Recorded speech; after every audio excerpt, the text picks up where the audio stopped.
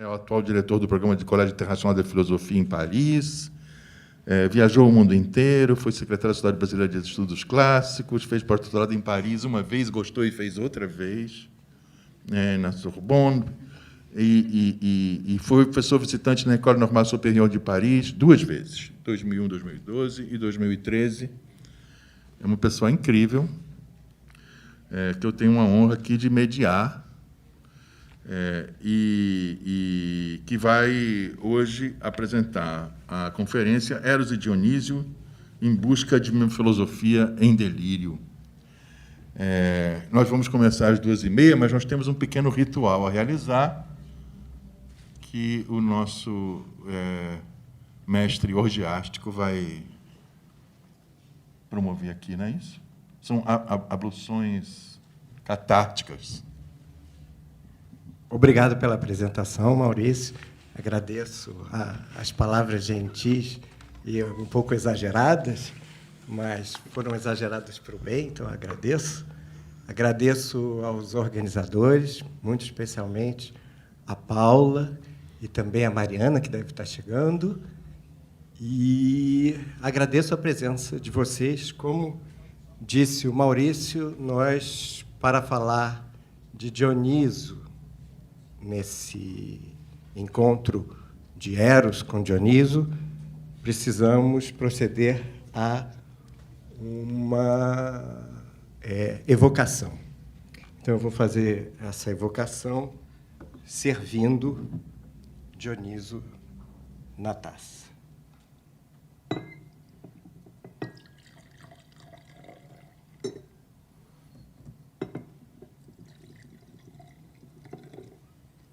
Paula.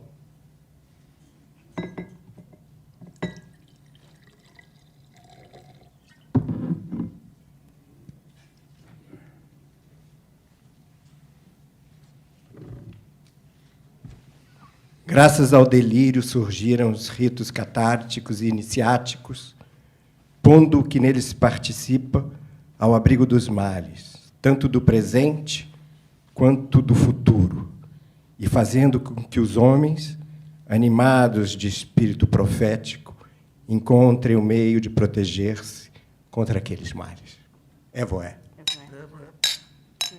Baco. Evoé.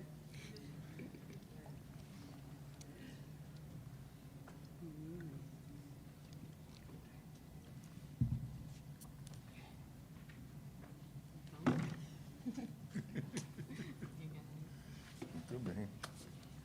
Vamos dar início.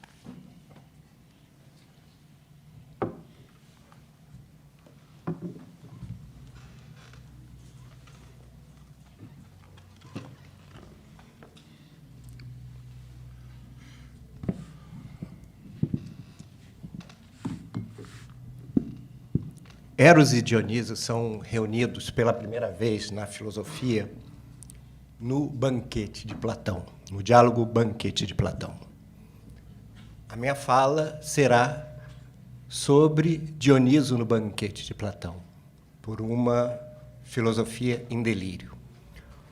O Banquete de Platão é talvez a obra de filosofia mais lida de Platão e o que pode significar uma das mais lidas de toda a filosofia, já que Platão é efetivamente um dos filósofos mais conhecidos e mais lidos, e todo mundo diz, até seguindo Whitehead, né, concordando com Whitehead, que a filosofia ocidental não passa de notas de pé de página aos diálogos de Platão.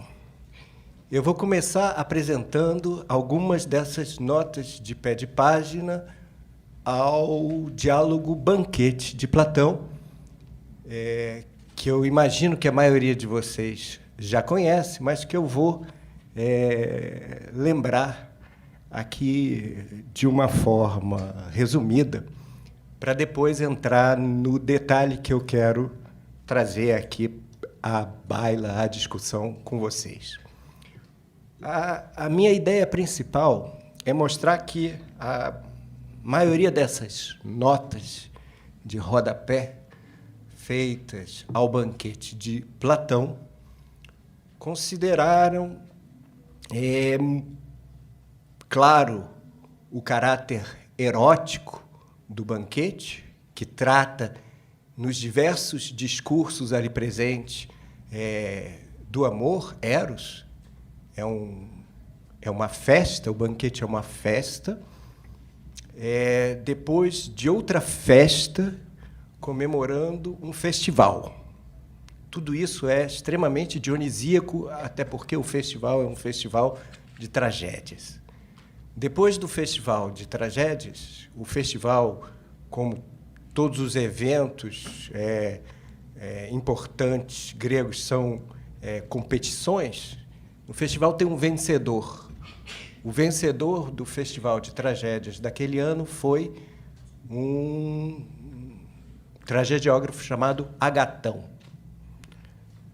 Quando sai o resultado da vitória de Agatão, começam as festas populares. Então, o povo inteiro sai do teatro e vai para as ruas da cidade festejar dionisiacamente, né? E é o carnaval, um grande carnaval. Depois de possivelmente mais de 24 horas de carnaval, comemorando o fim do festival, que é uma espécie de competição de escolas de samba, só que, em vez de escolas de samba, são tragédias. Depois dessa grande festa de toda a cidade, Agatão reúne na casa dele, em petit comité, os grandes intelectuais do seu tempo, de Atenas, para continuar as festividades dionisíacas, só que num plano reservado, num plano íntimo, num plano filosófico. É importante dizer que o que se entende por filosofia aqui é tudo o que acontece no banquete, tudo o que acontece na festa, e não apenas uma discussão conceitual acerca de fundamentos ou princípios. O que se chama filosofia é toda a festa. Mas acontece também que todo esse contexto, dentro do ritual dionisíaco, que leva a essa festa na casa de Agatão, ele, em geral, é esquecido por todos os comentadores e todas as notas de pé de página que são feitas ao banquete ao longo dos milênios em que se comentou esse diálogo. O que acontece no banquete, num simpósio? Obviamente, o simpósio, como o próprio nome diz, o nome grego do banquete é simpósio. Simpósio significa beber junto. Isso que nós estamos fazendo aqui agora também. Portanto, nós estamos num simpósio.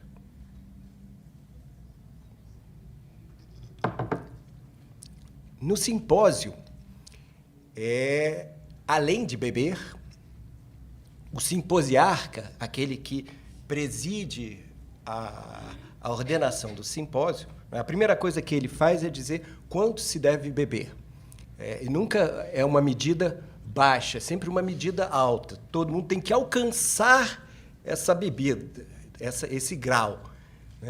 Nesse banquete especial, como eles já estão há vários dias bebendo e festejando, o simposiarca pega leve, digamos assim. Ele libera a dose. Ele diz, vocês vão poder beber quanto quiserem. Não serão obrigados a beber toda a quantidade que normalmente o simposiarca obriga. Nós vamos ver que isso muda, porque o próprio simposiarca é destronado ao longo do banquete. Vem um outro simposiarca que diz que ele está errado e que as pessoas têm que beber mais e continuar bebendo, porque aquela medida não é a medida correta de Dioniso. Mas eles resolvem liberar a quantidade de bebida e resolvem falar sobre um tema. Esse tema é o amor, e eles resolvem que cada um dos convivas vai fazer um elogio a Eros. O diálogo Banquete de Platão é a narrativa desses discursos, de alguns desses discursos, do discurso da tradição poética, por Fedro, do discurso da tradição e da sabedoria médica, por Erixímaco, o discurso da comédia, que vem de Aristófanes. Agatão traz o discurso da retórica gorgiana. Pausanias traz os preceitos da pederastia, do modo de educação erótica dos meninos. E Sócrates é esperado para falar filosoficamente sobre o amor. E Sócrates começa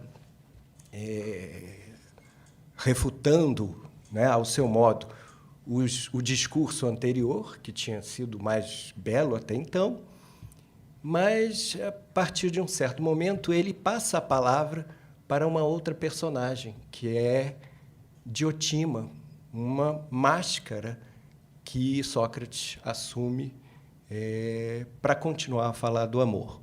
Então, nós temos, além dos discursos dos presentes, o discurso de uma ausente, né? Visto que ali era um lugar só de homens, né? Só os homens ali tratando de amor, Sócrates traz virtualmente uma mulher, uma sacerdotisa, para dizer o que ele entende como sendo a sabedoria do amor.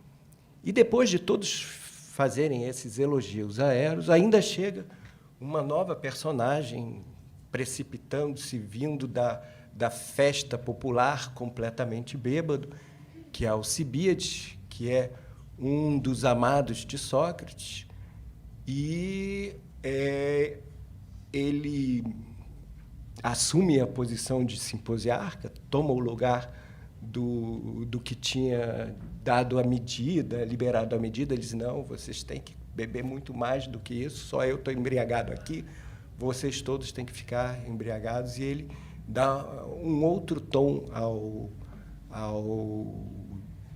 ao simpósio, e, em vez de fazer um elogio a Eros, ele faz um elogio ao seu amante e amado também, que é Sócrates.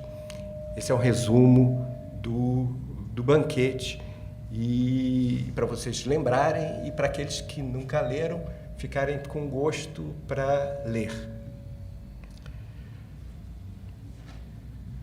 Ao longo dos séculos, esse diálogo teve várias interpretações importantes, e essas interpretações chegaram até nós de um modo ou de outro, e todos nós conhecemos essas interpretações, mesmo sem ter lido o Banquete.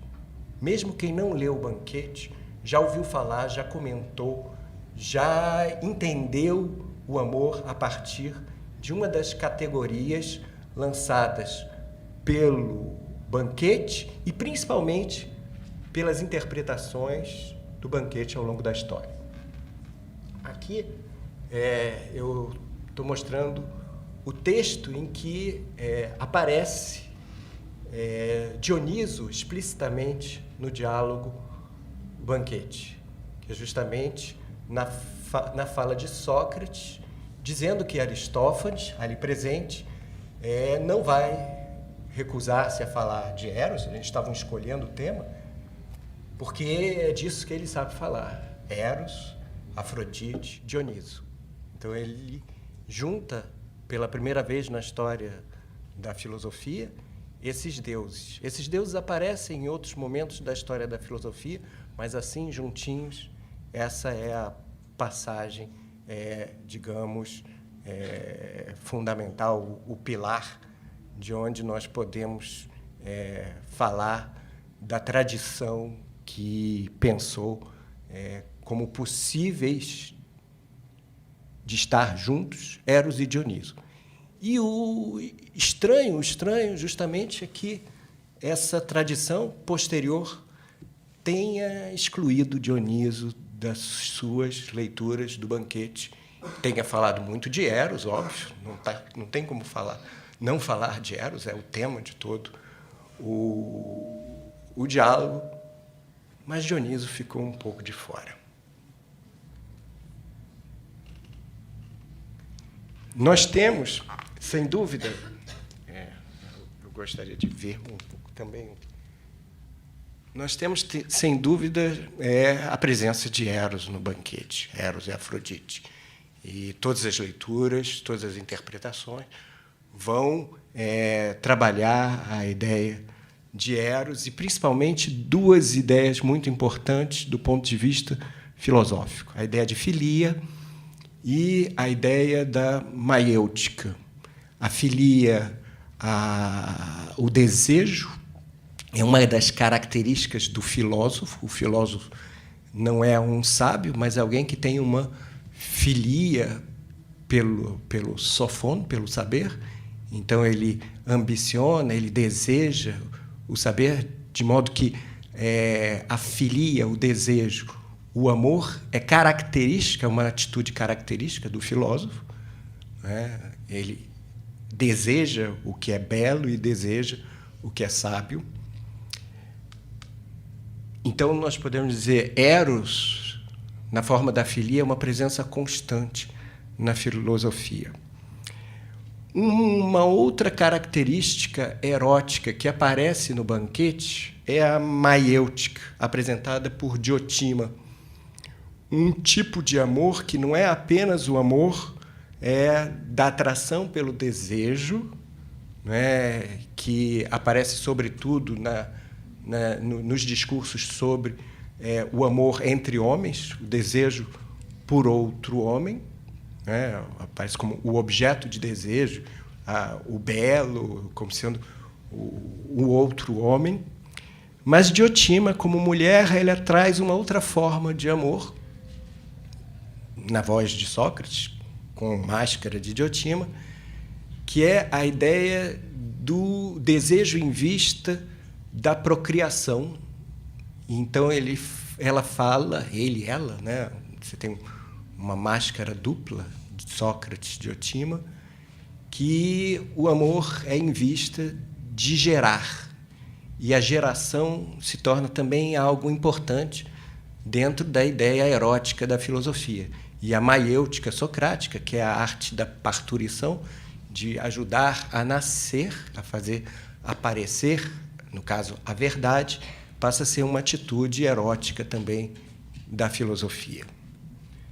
Uma outra atitude erótica de um semideus que não aparece no banquete, mas cuja influência vai aparecer na interpretação do que seja a filosofia e que também aparece na fala de Diotima, é a ideia da ascese, da ascese, da ideia de que você tem que se exercitar em etapas para alcançar um estágio mais elevado ou mais purificado. Essa ideia vai prevalecer muito na constituição da ideia que nós temos do que seja o amor platônico, ainda que isso seja um dos elementos apenas do banquete, ele vai ser privilegiado pela primeira tradição interpretativa do banquete, que é a neoplatônica, sobretudo de Plotino e Porfírio. Opa, apareceu um intruso aí. Esse intruso não pode desaparecer. Chama Fon. Que engraçado. Por que isso tem que aparecer aqui? Acho que eu vou desligar o... Não, já foi. Não, eu vou desligar o Wi-Fi, porque ele está invadindo o meu computador.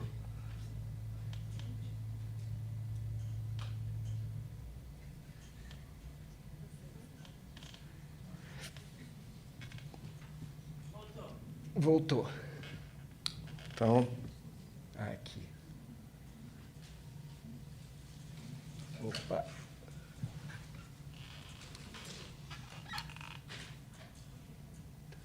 Não, acho que é aí que vai embora isso aí, eu acho. Vamos ver se ele...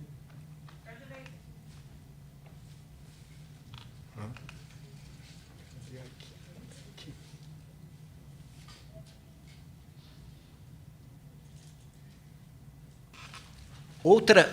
Outra figura importante, que também é extraída dos diálogos de Platão,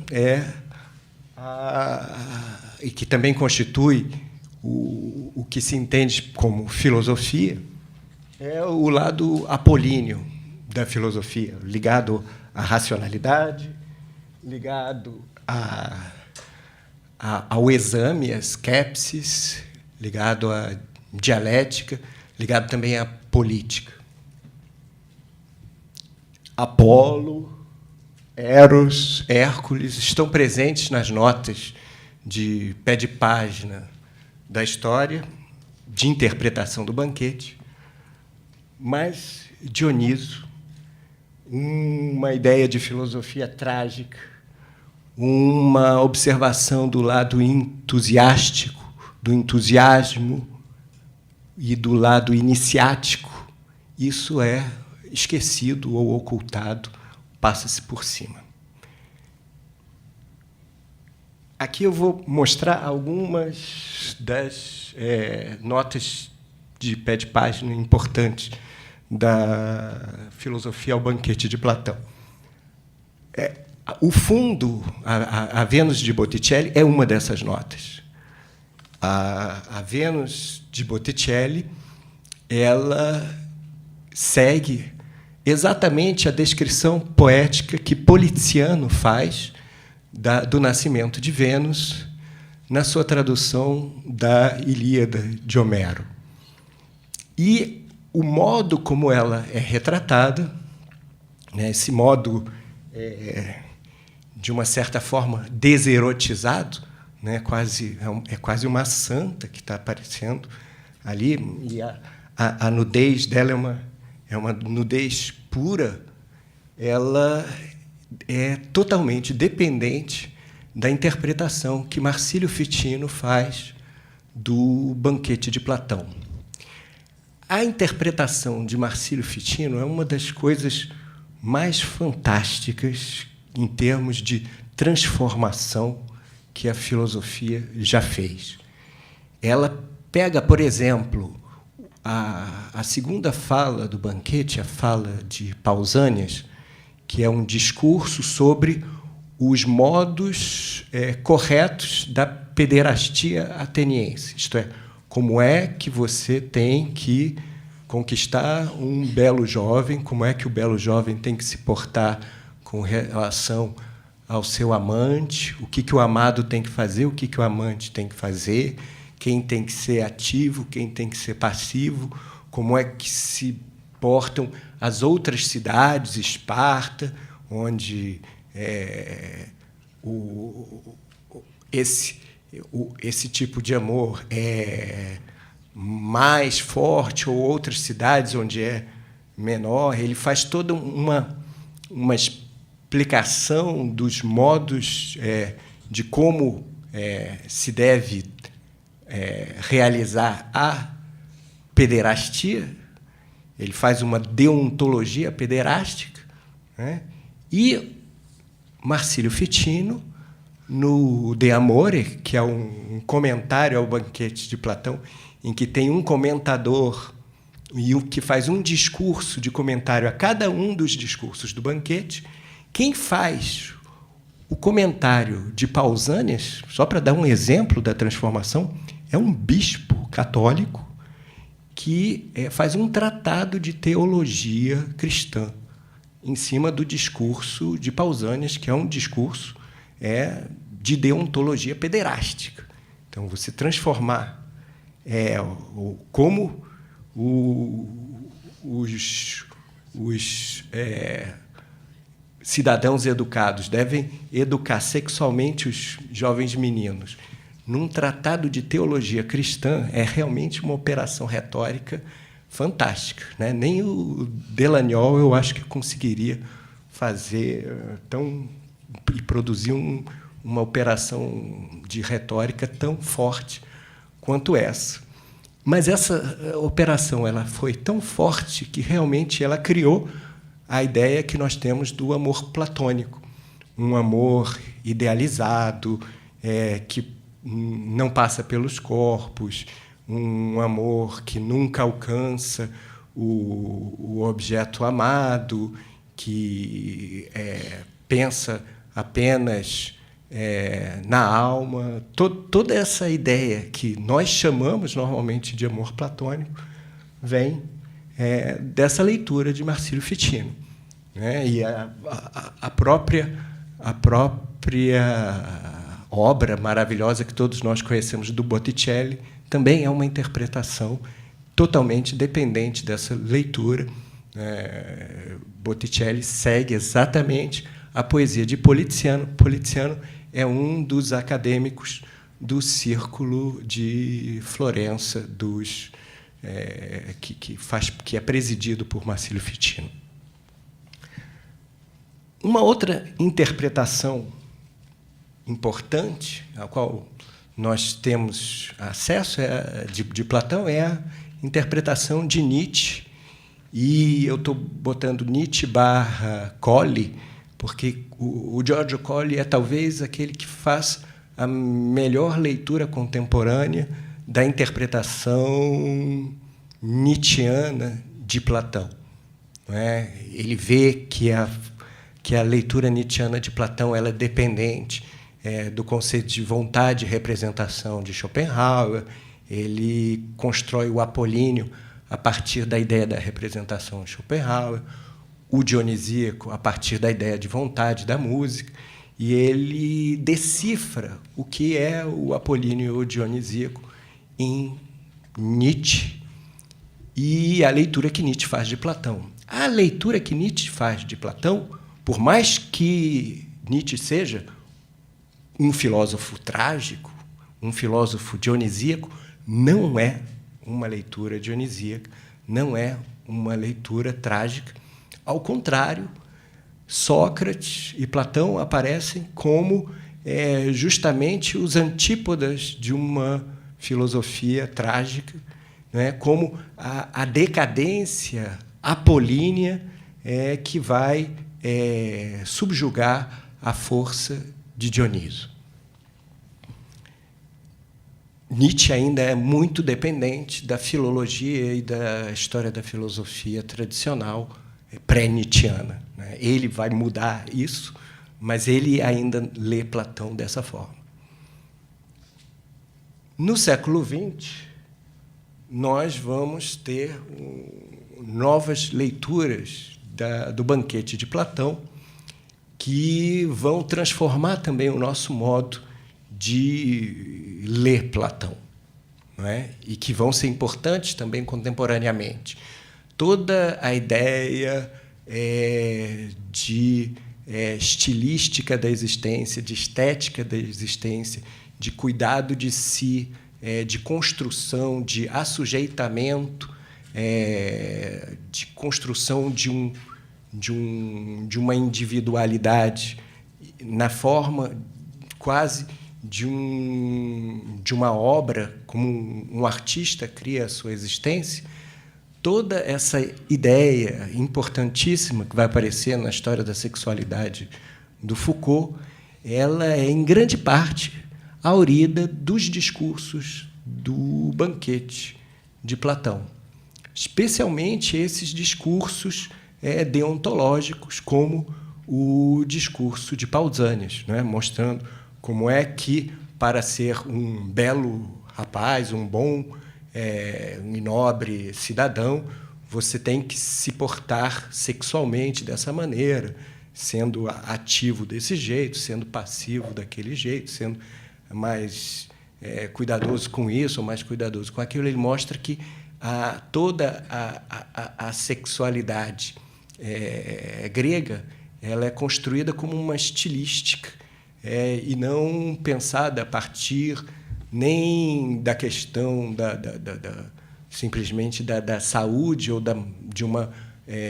moral do que é puro ou impuro, do que é pecado ou não ou santo, mas que é pensado como a construção de um estilo de vida, né? Isso tem consequências importantes para a nossa compreensão contemporânea da sexualidade. Mas mesmo Foucault ainda não pegou um espírito dionisíaco, trágico, no banquete. O que eu vou apresentar para vocês agora é uma leitura buscando o dionisíaco no banquete de Platão, a partir da cultura dos ritos órfico-dionisíacos que existem já há milênios e há séculos antes do banquete, mas que estão muito presentes no banquete. Eu vou reparar em 3 personagens, particularmente, né? Aí, nesse slide, vocês podem ver os elementos que eu vou buscar no banquete de Platão, que são os elementos propriamente de uma filosofia dionisíaca, de um pensamento dionisíaco. A ideia da máscara, da transmutação, do transe, da dança, do teatro, do carnaval, a presença do corpo e figuras importantes de linguagem, como a alegoria, a metáfora, a ironia, a comicidade. Eu vou buscar isso especialmente em 3 personagens do banquete: Aristófanes, o comediógrafo; Diotima, a personagem que está dentro da fala da personagem de Sócrates; e Alcibíades, aquele que chega no final para bagunçar toda a ordem do simpósio. Estranhamente, não entra Agatão, que é o tragediógrafo, o que escreve tragédias, que está sendo comemorado que ele venceu o concurso de tragédias, mas a presença dele no banquete, o discurso dele não é um discurso trágico. Estranhamente, o discurso dele é um discurso mais ligado à retórica gorgiana, à retórica siciliana, itálica, que é um discurso belíssimo, todo floreado, mas que não tem realmente elementos trágicos fortes, pelo menos eu não vi. Eu vi esses elementos trágicos fortes nas falas de 3 personagens, essas 3 que eu vou apresentar para vocês. E uma coisa especial é que o rito dionisíaco, por excelência, chamado telete, ele segue em 3 etapas. E eu vou apresentar essas 3 personagens segundo essas 3 etapas do rito.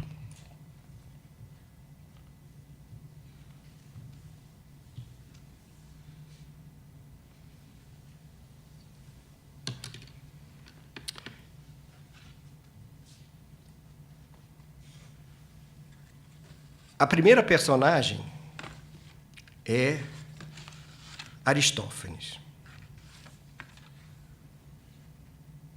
Aristófanes é apresentado como alguém cuja ocupação vital é toda dedicada a Dionísio e Afrodite. O discurso de Aristófanes provém de um fundo de sabedoria órfico-dionisíaca. Desde esse fundo se originam os espetáculos teatrais, como a comédia e a tragédia, e não surpreende que no discurso dele apareçam elementos cômicos e trágicos. Então, Aristófanes é a primeira máscara dionisíaca. Ele apresenta um mito cosmogônico que narra a origem da raça humana e que será, provavelmente, a origem de uma concepção muito difundida do amor, que é a chamada atração pela cara metade. Aristófanes anuncia que, para elogiar os poderes de Eros, é preciso aprender acerca da natureza humana. O seu mito narra uma genealogia da raça humana, como o mito trágico de Prometeu. Primeiro, os homens viviam numa condição primordial, idílica, poderosa, autossuficiente, eram fortes e rápidos, eram o dobro do que somos hoje, 4 pernas, 4 braços, 2 faces, 4 orelhas, 2 sexos. A sua forma era esférica e perfazia um todo inteiro.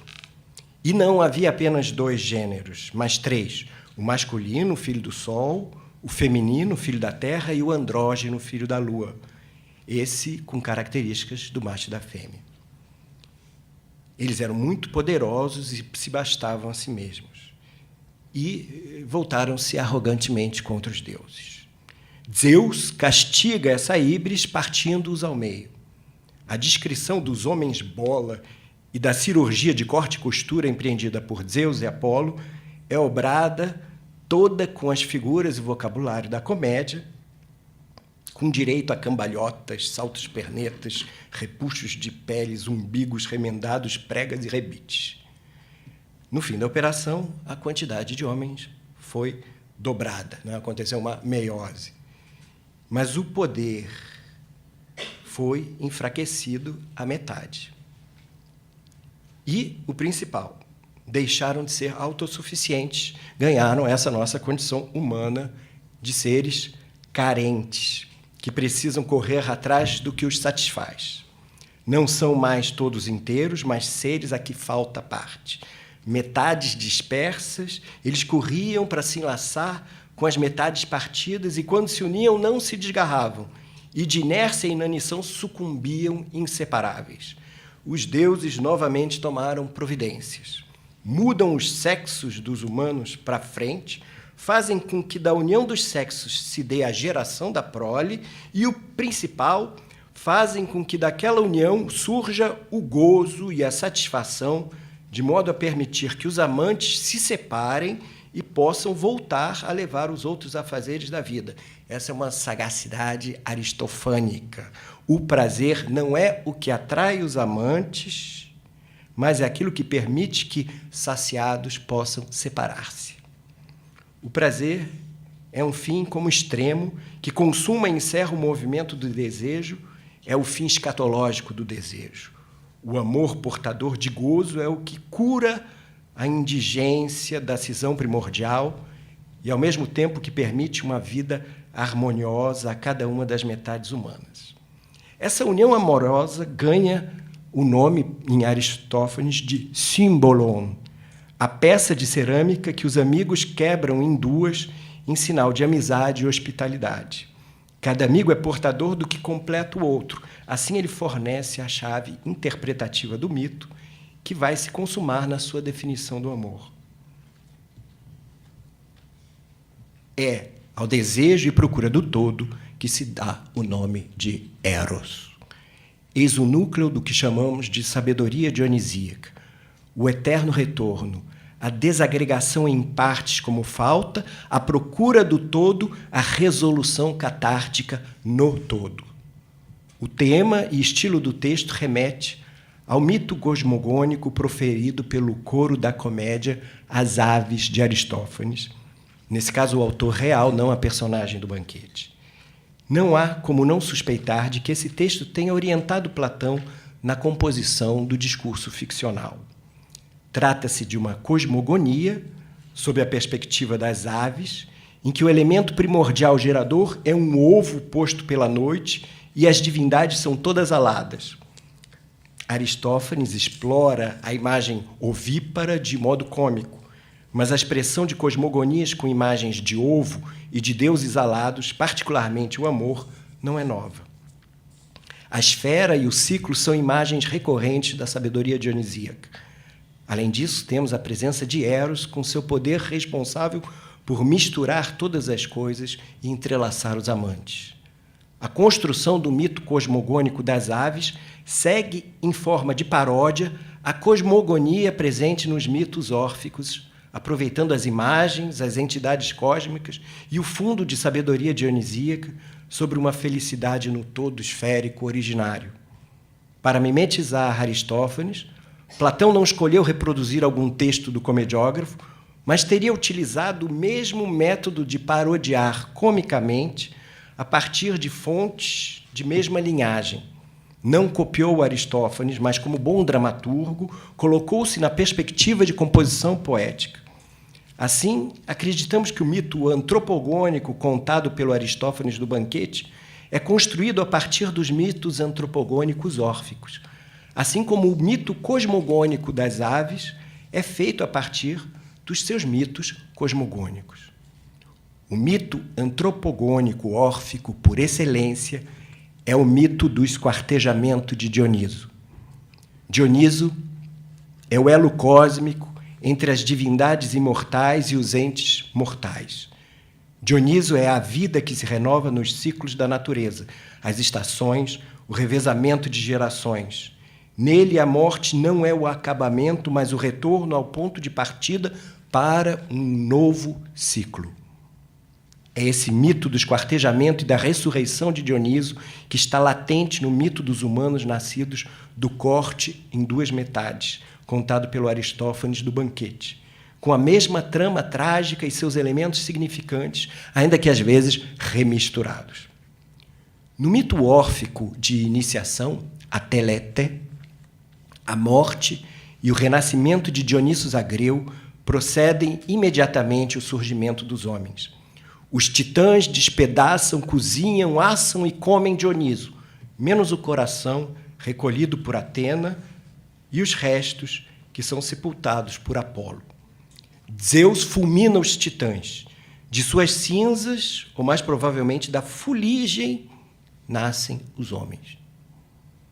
As versões diferem, mas o resultado da punição dos titãs por parte de Zeus é sempre o surgimento da humanidade. Em todas as versões, trata-se de uma antropogonia, como a que descreve o Aristófanes no Banquete. Suponho que Platão constrói o mito contado no Banquete do mesmo modo como o próprio Aristófanes construiu o mito teogônico no Coro das Aves, como uma paródia de trechos da Telete. O procedimento é o mesmo. A diferença está nos trechos tomados para a paródia. Aristófanes escolhe o início da teogonia, que mostra as divindades primordiais, protógonos e Eros. Platão escolhe a parte que trata da última geração de poder divino, segundo a narrativa órfica, no trecho que relata o esquartejamento de Dioniso Zagreu perpetrado pelos titãs. Por que ele escolhe esse modelo? Certamente porque Aristófanes de Platão é um dos porta-vozes de Dioniso. Na celebração dionisíaca, prepara-se o corpo com o alimento e a bebida, faz-se a iniciação com discursos encantatórios elogiando um deus cosmogônico primordial, como Eros, até chegar a hora da revelação reservada aos iniciados, no final da fala de Diotima e nas indiscrições de Alcibíades. Aristófanes tem uma função introdutória no andamento do rito, vestindo a máscara dionisíaca do discurso antropogônico. Vejamos agora a segunda máscara e o segundo momento da Telete, da iniciação. Diotima. Diotima, mesmo se for uma ficção, a única presença feminina no Banquete é quem trará o discurso sobre Eros, reputado pela tradição como a verdadeira teoria do amor platônico. Esse discurso compõe-se de várias estratégias retóricas. Começa por uma refutação, segue por uma narrativa teogônica também, que é interpretada por uma teoria cosmogônica baseada em um modelo de procriação, para, enfim, terminar pela prescrição de uma ascese iniciática que culmina em uma contemplação transcendente. A ascese é o segundo momento da Telete. Diotima seria, assim, a segunda máscara de Dioniso. O discurso se aproxima das tradições textuais, das teogonias e dos hinos órficos, de uma sacerdotisa cuja sabedoria em assuntos femininos transparece pelo modelo erótico baseado nos processos de concepção gestação e parturição. A presença feminina é outro traço da religiosidade dionisíaca, cercada pelos cultos quitônicos a Gaia, Deméter e Perséfone. Depois da refutação inicial, Diotima apresentará uma teoria do intermediário que é aplicada à determinação essencial de Eros, não como um deus, mas como uma divindade intermediária entre um deus, perfeito e belo, e um mortal carente de tudo. Eros, nem belo, nem feio, nem deus, nem mortal. Ele é um grande daimon que faz a intermediação entre homens e deuses, que vela por súplicas e sacrifícios de uns e traz ordens e recompensas dos outros. O intermediário da teoria de Diotima é um mediador, o que fica claro na explicação do daimon. Segundo a narrativa teogônica de Diotima, Eros é concebido na festa de nascimento de Afrodite, tendo como pais Poros, o recurso, e Penia, a carência. Novamente, o discurso é construído a partir de uma dialética da negação, que se repete aos pares. Nem não isso, nem isso. Nem imortal é a sua natureza, nem mortal. Mas, dessa vez, não temos apenas o terceiro incluso, mas também a simultaneidade dos contrários. A síntese cíclica. No mesmo dia, germina, morre de novo e ressuscita. A solução pelo retorno cíclico, evidenciado pela ressurreição no intervalo de um dia, ou melhor, a cada dia, aponta para um tipo de sabedoria dionisíaca. O Eros de Diotima nasce, morre e renasce como o Dioniso das teogonias órficas. A teogonia de Diotima será interpretada por ela mesma como cosmogonia, não no sentido de uma gênese do cosmo, mas sim de uma teoria cósmica da gênese. A definição da natureza de Eros leva a uma teoria do amor como um impulso universal de procriação em toda a natureza. O ciclo erótico de germinação, morte e ressurreição é ampliado a todos os seres vivos. A concepção de temporalidade cíclica implicada na ideia de geração como aquilo que possibilita que o mortal seja, de algum modo, perpétuo e imortal, faz ressoar o ciclo da sabedoria das máscaras. O tempo é o que não conserva os atributos. Nele nada cessa e tudo passa. Tudo escorre pelo tempo. Mas os vivos, sendo mortais, tentam conservar-se. No mesmo transcurso do devir estão todas as coisas vivas e mortais, corpóreas ou psíquicas. Corpo e alma dos mortais nascem e morrem e são preservados pela procriação e reposição do velho que se vai, pelo novo que advém. A vida dos mortais atravessará o contínuo perpassar dos tempos, enquanto a procriação mesma voltar a se repetir. Poderia ter concluído aí, Diotima, a sua exposição como uma sábia naturalista, mas não teria ainda iniciado Sócrates e nós mesmos nos mais altos mistérios do amor. Diotima chama a última etapa iniciática dos assuntos eróticos de epóptica, termo que designa a etapa final de revelação dos mistérios de Eleusis. A palavra designa os procedimentos relativos à epópsis, a visão em cima ou para cima. É exatamente o que faz a sacerdotisa. Primeiro, recapitula de cima todas as etapas de iniciação amorosa como degraus de uma longa escalada que vai do amor particular de um belo corpo até a beleza em si mesma. Depois, contempla a beleza em si mesma que está em cima. A escalada iniciática é um segundo esquema da dialética negativa de Diotima. A negação passa pela sucessão. Isso, mas não isso, aquilo, mas não aquilo, outro, mas não outro, e assim por diante. As etapas são fugazes como as figuras vivas de Dioniso.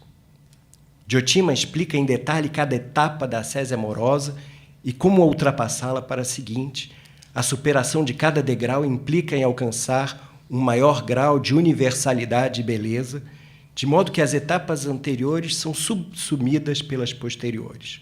São 7 graus de iniciação amorosa, amor de um corpo, de vários corpos, das almas, dos ofícios, das leis, das ciências, até chegar na mais alta ciência amorosa, aquela que contempla o belo em si mesmo, por si mesmo. A meta da escalada não é apenas o último degrau, mas aquilo em vista de que todo o processo se faz desde o início. Por isso, o último grau não é um extremo escatológico, mas um princípio teleológico a partir do qual tudo é e também pode ser contemplado.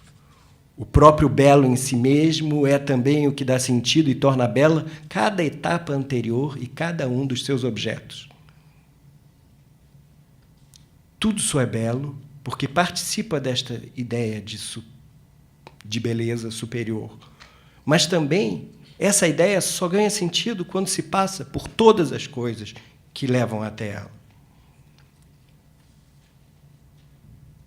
No discurso de Diotima, a transcendência ideal só é alcançada pelos homens que perpassam o correto amor pelos jovens e que cumpriram cada etapa do percurso.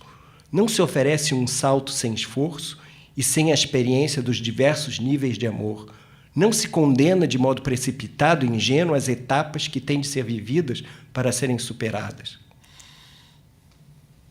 Essa visão do todo, passando por cada etapa, é a visão epóptica. A descrição do belo em si mesma, feita por Diotima, é encantadora, sedutora e até narcótica em toda a sua sucessão de negativas.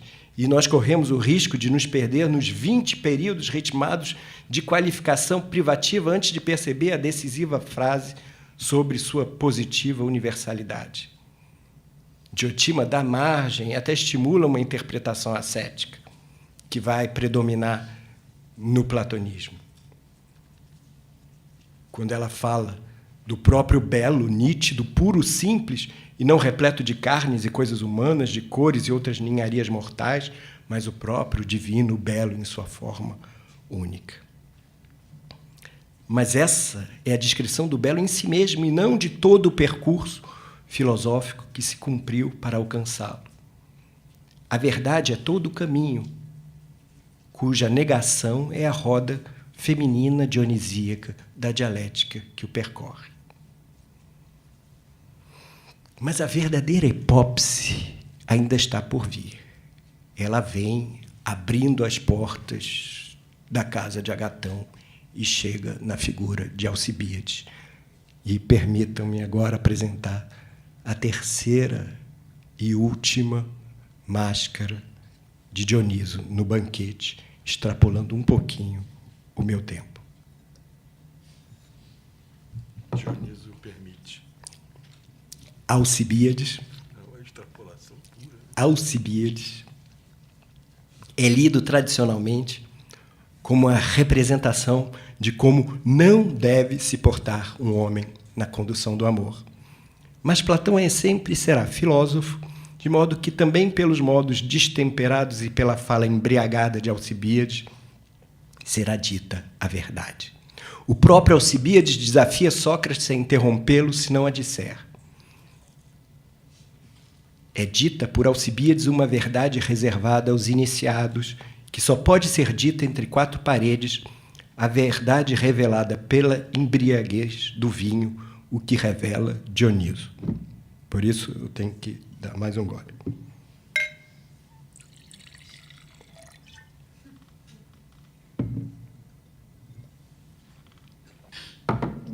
Alcibíades chega bêbado, em alvoroço, pelos braços da flautista, cingido com uma coroa bacante de Hera e violetas, como um sátiro, porta-voz do deus. Senta-se entre Agatão e Sócrates sem perceber esse último. Passa a coroa ao homenageado e leva um susto quando se volta e vê Sócrates ao seu lado. Alcibíades reclama da proximidade entre os dois e Sócrates já previne Agatão do ciúme e da fúria amorosa do general que já foi o mais belo e cobiçado jovem ateniense, a fúria despedaçadora de uma bacante. Alcibíades toma parte das fitas e das flores que pôs sobre Agatão e coroa também Sócrates, porque esse vence todos em argumentos. Sem saber da contenda de discursos, ele chega como juiz e entrega os prêmios aos vencedores. Não apenas juiz, ele se torna o simposiarca e manda todo mundo beber até se embriagar. Eristímaco intervém e diz que ele tem que falar. Alcibíades pondera que não vai disputar de igual para igual, porque ele já está embriagado. E diz, olhando para Sócrates, que Sócrates não permitiria que ele louvasse ninguém além dele, nem homem, nem Deus. Eristímaco aproveita desse e diz que ele, então, elogie Sócrates. Agatão louvou Eros como amado. Sócrates corrigiu, louvando Eros como amante. Agora Alcibíades vai louvar o mestre erasta dos banquetes, que foi o seu próprio amante. Vai tirar a máscara dos discursos de perspectiva universal e trazer a contenda para os indivíduos na intimidade da alcova. Somente aos iniciados é permitido retirar a máscara, mas sob a proteção das paredes. Se o mistério saiu das 4 paredes de Agatão, não foi por culpa de Alcibíades, mas de Platão, que escreveu o banquete. Alcibíades, para elogiar Sócrates, recorre à imagem das estatuetas de Sileno. Sileno é o sábio sátiro do cortejo de Dioniso, de aparência muito feia, meio homem, meio bode, aquele que guarda a sabedoria trágica da finitude do mundo e dos homens. As estatuetas de Sileno têm pau oco e nelas se escondem preciosas imagens de deuses. Que imagem tão reveladora de Sócrates, cuja aparência é notoriamente feia e, no seu discurso, esconde aquelas tantas maravilhas. Não apenas Sileno, mas também Márcias, outro sátiro, o flautista mais encantador, mais sedutor, que ousou desafiar o próprio Apolo e por ele foi vencido e esfolado. Sócrates encanta e, como os flautistas, mas sem precisar da flauta, entusiasma e extasia quem o ouve. Todos ali acabaram de ser testemunhas. Um sábio sátiro que se esgueira, um sátiro poeta que entusiasma. Essa é a ironia dialética da sedução pederástica de Sócrates. Mas Platão usa a máscara bacante do bêbado despudorado para abrir uma confissão sobre Sócrates. E diz Alcibíades: muito mais que aos coribantes em seus transportes bate-me o coração e lágrimas me escorrem sob o efeito de seus discursos. A custo, então, como se me afastasse das sereias, eu cerro os ouvidos e me retiro em fuga, a fim de não ficar sentado lá e aos seus pés envelhecer. É diante desse homem somente que me envergonho, no estado do que foi mordido pela víbora, mordido pelos discursos filosóficos, que tem mais virulência que a víbora. Eis a mais perfeita adicção, o homem completamente prostrado à droga que lhe impõe o desejo, que lhe dá prazer, que o alucina e o consome. Alcibíades é totalmente incontinente em sua paixão por Sócrates, mas aquele homem o desdenha, brinca com os seus sentimentos, ironiza. Ele não se curva nem à sua beleza, nem às riquezas ou honrarias. Em seu elogio de amor ferido, as portas da intimidade vão se abrindo uma após outra, os acompanhantes vão sendo despachados um a um, até que em sua confissão chega aos pés do leito completamente a sós com o homem. Alcibíades, quando era o jovem mais belo, mais desejado, mais cortejado, tenta entregar-se. Mas depois de conversar, Sócrates simplesmente vai embora. Alcibíades convida-o para a ginástica, mas depois de se atracarem, lutarem, Sócrates vai embora. Por fim, convida-o para jantar como um amante armando uma cilada ao bem-amado. 1, 2 vezes, com as luzes apagadas, totalmente possuído, Alcibíades faz a proposta, que em cada termo segue as regras da pederastia aristocrática já enunciada por Pausânias, salvo por um mísero e miserável detalhe.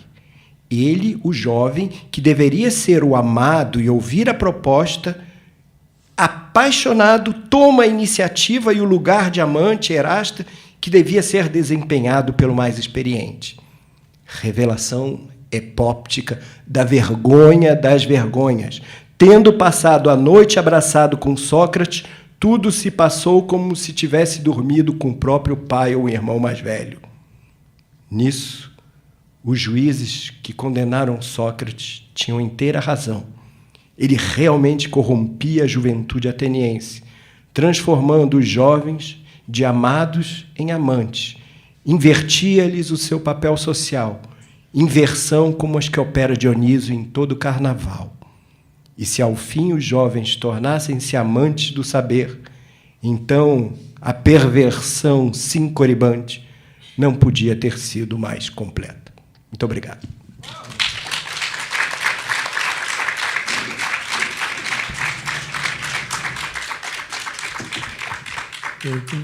Como temos um tempo, porque não teremos a última sessão, podemos abrir um pouco para perguntas, não é? Muito bem.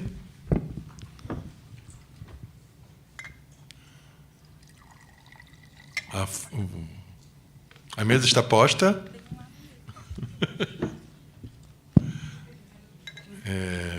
Quem gostaria de fazer uma pergunta?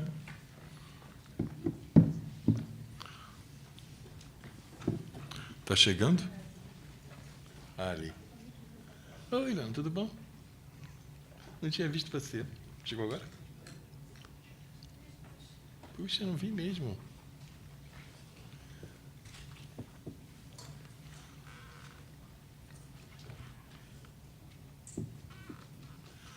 Aperta, liga ali, ó. Tá funcionando sim. Você ligou? Comigo ele funcionou, hein? Quer levar? Agora tá. Ó.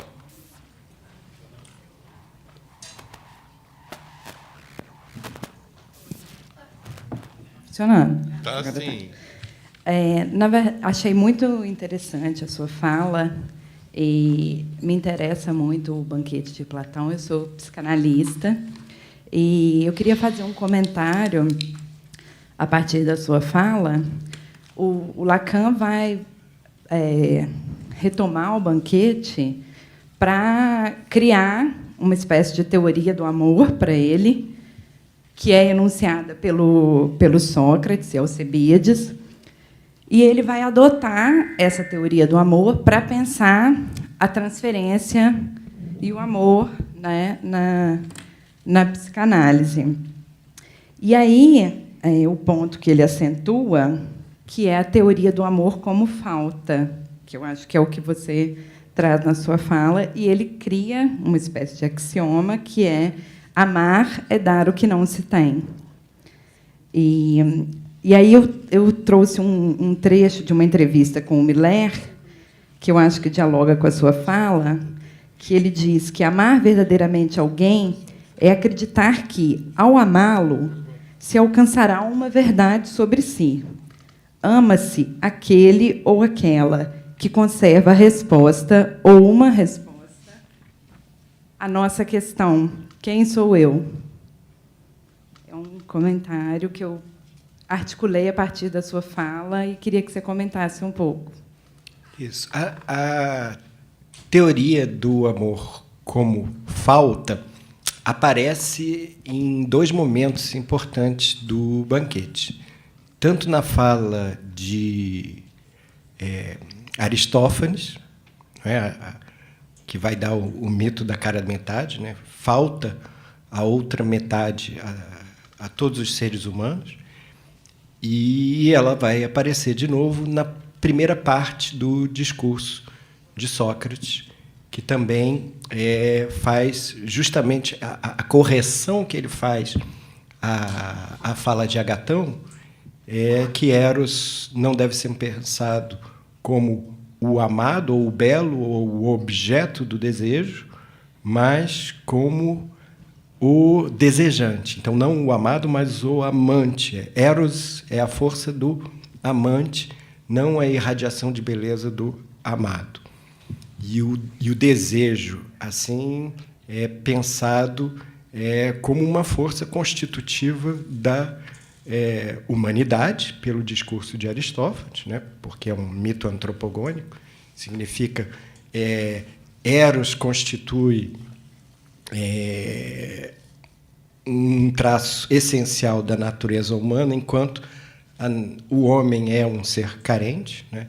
E aí tanto o mito dos homens-bola esquartejados, quanto o mito de Prometeu e Epimeteu, quando Epimeteu esquece de dar um recurso de sobrevivência aos homens, dão conta desse elemento, que é um elemento trágico, isto é, o homem é carente, o homem é falta, né?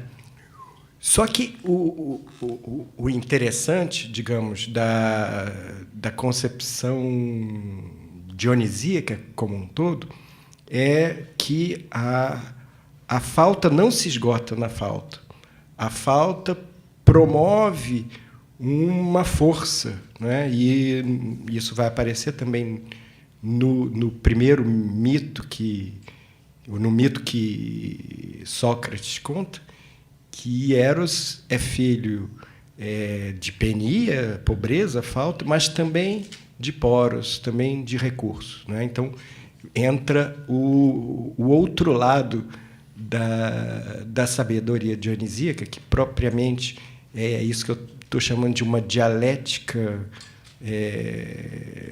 específica, negativa, que vem pela voz de Diotima, e a gente até pode entender como uma espécie de dialética feminina, que aproveita a força do vazio e da negação e ganha a dinâmica da vida a partir da negação, e da negação traz o movimento, do desejo traz a procriação, a criação, né? E vem esse outro lado, que é um lado muito importante, que é o ciclo que da falta faz nascer a criação, né? E da morte traz a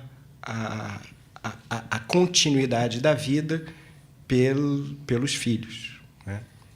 Então, é muito interessante isso, em termos de compreender não só a natureza do homem, mas como a natureza da vida em geral, a partir da experiência do ciclo que é alimentado pela falta, pela carência. Vamos, talvez, agora, se houver muito entusiasmo nas perguntas, juntar duas. Tem alguém? Ieda, você pediu, que levantou a mão? Mas acho que aí você vai ganhar um microfone. Pois é, parece que sim. Acho que eu tenho que fazer a pergunta, porque ganhei o vinho, ou preciso do vinho para fazer a pergunta. Mas não era nem uma pergunta. É um pouco... Bom, primeiro, fiquei completamente apaixonada pela sua maneira de fazer o seu pé de página. Mas eu estava pensando numa coisa curiosa. Eu acho que foi o Bergson, mas eu não tenho certeza se o Bergson estava comentando alguém que diz que acho que o Platão foi o mais sofista de todos os sofistas. Eu acho que quando você faz esse exercício das retóricas que ele usa para falar dos participantes do discurso, né, isso fica mais ou menos específico, ou seja, a grande retórica que é capaz de meta-retorizar as retóricas das quais ele participava no tempo dele, porque todas elas, né? Sócrates, com certeza, foi mais um sofista como os outros. Como personagem de Platão, faz com que Platão também use o discurso da sofística. Mas eu acrescentaria ainda mais, Ieda. Ele não só é sofista, como ele é vários outros gêneros que são contemporâneos dele. E uma característica de Platão é que ele é um tipo agonístico, ele disputa, ele faz questão de disputar com quase todas as modalidades de discurso da sua época. Ele disputa com a poesia épica, ele disputa com a retórica sofística, ele disputa com a poesia encomiasta, ele disputa com os discursos das artes, da medicina. Então, ele traz como personagens todos os discursos contemporâneos dele, e ele tenta... ele praticamente ele os desafia, né? E tenta ser ele mesmo, tanto ou mais que eles, né? O nome de Platão é Aristócles, né? Platão é o apelido, e é um apelido típico de lutador, né? Platão quer dizer espadaúdo, porque o Platão era um pugilista, ele gostava do combate, e os seus diálogos são combates, né? E, obviamente, os sofistas ali são os expoentes que ele quer combater com o discurso deles, O combate não é de fora, é de dentro, né? Com certeza. Muito obrigado. Então, nós vamos agradecer mais uma vez ao Fernando, porque devemos passar ao nosso próximo convidado, que está... Não teremos intervalo, vamos passar direto, a não ser o intervalo de mudar os membros da mesa. Assim, com as espátulas de Platão, terminamos. Obrigado. Mudamos as máscaras. Mudamos as máscaras e vamos passar para o próximo convidado.